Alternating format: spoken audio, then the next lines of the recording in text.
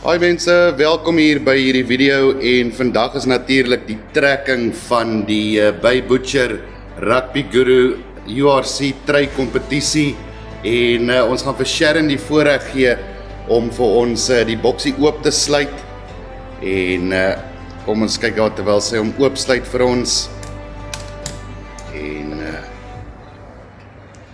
oop lig. En daar natuurlik, soos julle kan sien, dat ek net daar so 'n bietjie weg staan.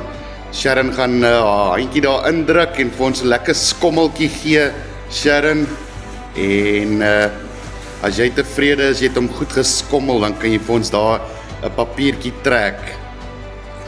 En ja, kom ons kyk wie is die wenner van die URC trekking.